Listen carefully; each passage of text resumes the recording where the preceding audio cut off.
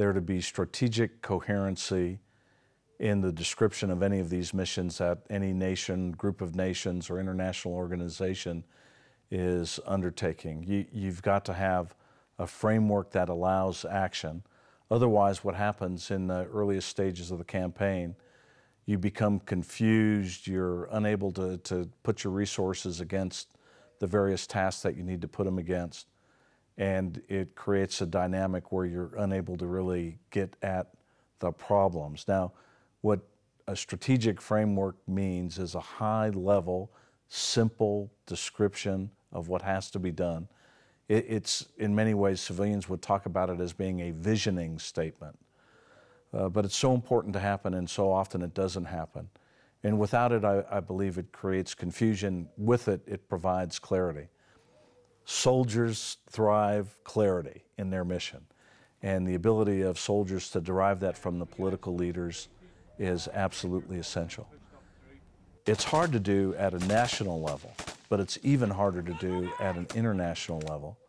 And in particular, when you think about the African context, the need of the AU to send strategic coherency in the mission statements to the units that are going to the field to perform whatever work they have to perform is essential. Where, in your experience, have you had such strategic clarity? Of course, soldiers are wonderful complainers, and we always believe we never had strategic clarity anywhere, but in fact we did. We certainly had strategic clarity that I felt comfortable with when we were in Bosnia. I thought to a lesser extent, but nevertheless it was there in Kosovo. So those interventions by NATO forces under a UN umbrella really had a degree of strategic clarity that I found enviable when I compare it to my experience in Iraq and Afghanistan. So again, this need for clarity in the mission and understanding of what it is collectively that we're trying to accomplish in simple terms. Not only simple terms for commanders, but simple terms so that the entire force can understand it. If everybody can understand what they're doing collectively, it makes the job of accomplishing the mission enormously easier. Soldiers and politicians are sometimes accused of preparing for the last war. What do you think the next war is going to look like? Is it going to look like the peacekeeping missions of today, of dealing with civil conflicts, or they're going to look like something different? Well, I think they're going to look like something different. And as a matter of fact, I think that we should beware of believing that stability operations such as Iraq and Afghanistan are the model for the future. I believe international intervention in places that are moving in a very bad direction will require international forces to move in and stabilize the situation in a way that was different from Afghanistan. It will not be an occupation. It will be a matter of going in to help people help themselves, and indirect intervention that nevertheless causes military force to be used, but also recognizes the need to build indigenous capacity. I'd also say we really have to be careful about thinking that military force alone solves problems.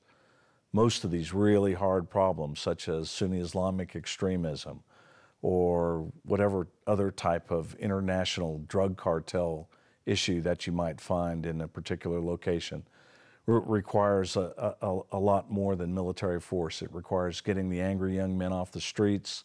It requires putting people to work, investing in the future. And it's that lack of future investment that we should figure out how to get in front of if we have to do these sorts of things before. Taking out governments, I think, will not be the model of the future. It will be trying to intervene in a way that stabilizes states that are about to fail before they fail. If we don't do that, I think that the 21st century could be pretty deadly for us. Alan Doss is the former head of UN peacekeeping missions in the Democratic Republic of Congo and Liberia, and one of the UN's most experienced diplomats.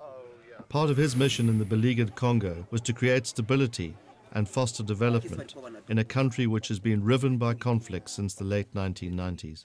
Alan Doss, former Special Representative of the Secretary General in Liberia and in the Congo, and a man of enormous UN experience in a variety of fragile state situations. But in particular, from your recent situations, what would you say stand out as the major lessons from your time in Liberia and the Congo in terms of trying to stabilize fragile states? Well, first of all, it's national leadership. We can support, we can assist, but we can't substitute. So I think national leadership, supporting that national leadership, helping that national leadership get it right is critical. Secondly, we really do have to deal with the day-to-day problems that people face. You can talk about stability, you can talk about peace, but people need to see a difference in their lives. They need to feel that there is change. And above all, they need to feel some confidence that the future will be better than the past. So I think we have to work to provide the underpinnings of political accommodation, reconciliation, but also show people that things are changing. And that means, you know, economic support, access to health, schools, and above all, jobs, especially for those who were caught up in the war.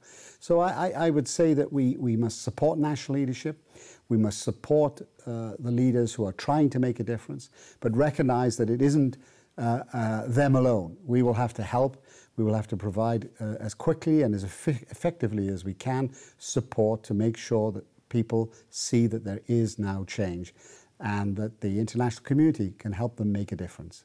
One of Africa's big opportunities is in its young people, a huge source of energy. It's going to be 1/4 of the young people in the world by the year 2025, those under the age of 24. But of course, it's also a huge potential source of destabilization if they're not provided for, if jobs are not found for them, if they're not given the right skills. How do we address this job dilemma? Peacekeeping missions, peace-building missions have been very poor in actually getting jobs created. Well, two things. I certainly agree with your analysis about the danger of the youth explosion. The Congo, for example, will have 100 million people by the year 2025, most of whom will be young, and the same in most African states. So it is a crucial issue and is already an issue. I think we forget that sometimes those demographic pressures have already created a great deal of problems in West Africa, but also Central Africa. Creating jobs, I think we have to look at it at two levels. First, there are some immediate post-conflict opportunities. I'm a great believer in labour-intensive public works. We've got to get young people off the streets. We've got to give them an alternative to the militias. If not, how are we ever going to stabilise a country? So that's immediate. And I think donors and partners have to do a lot better in that area. Put money into roads, but in doing so, you create security, but you give jobs. So that's the first level. But over time, it has to be about growth. And it's not just about aid. It has to be about trade and investment. And Africa and African economies have to make themselves more open, more accommodating for foreign and local investment. It's not just about foreigners coming in, but local people have to feel that they can invest and get a reasonable return. And that means making helping to reduce the bureaucracy, deal with corruption, giving people opportunity, while also generally raising the standards of education and health so people can compete in the market. This will take time, and I think our problem now in the next few years is until perhaps that better era arrives, you've got all those millions of youngsters coming onto the market without a great deal of hope and opportunity. And if they feel they're being discriminated against, or if they see massive corruption, they are going to turn against their leaders. They are going to become a problem. We've seen that, as I say, in West Africa. We've seen it in Central Africa. And I think that is the great danger we face. But more broadly, I say Africa has huge opportunities. I think I'm a great believer in Africa's future. I sometimes call it our African future, because Africa has what increasingly the rest of the world needs. The question is, can Africa make the most of this opportunity? One of the great countries at the heart of Africa is, of course, the Congo. And for a long time, it's been seen as a sort of treasure trove of minerals. It is a treasure trove of minerals. A country, though, which has always been a country of tomorrow, and perhaps always will be unless the right conditions of stability and of economic development arrive there. Now, a lot of money has been spent in the Congo, the world's largest, the UN's largest peacekeeping mission over the past few years. It's had an election, one successful election, but many, many problems remain, especially in the east. How do you think those problems can be ultimately solved?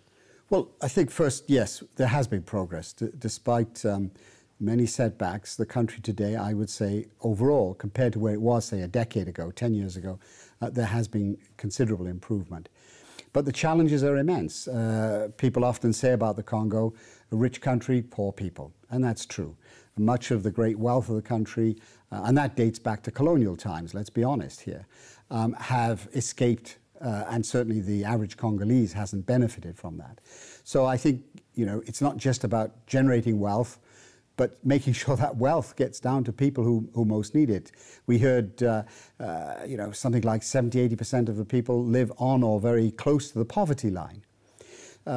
So I think the challenge now for stabilization in the Congo is to take advantage of current rather favorable economic conditions. Mineral prices are up, you know, timber, lumber products, prices have gone up, and above all, the Congo has bountiful supplies of water and potentially energy. Use that. Make sure, however, that money gets into the public purse and not into private pockets. That money has to go into better state services, health, education, and so forth. Secondly, I think if we are unable to deal with the issues of protection, that is absolutely essential, and that's the big issue now in the Eastern Congo.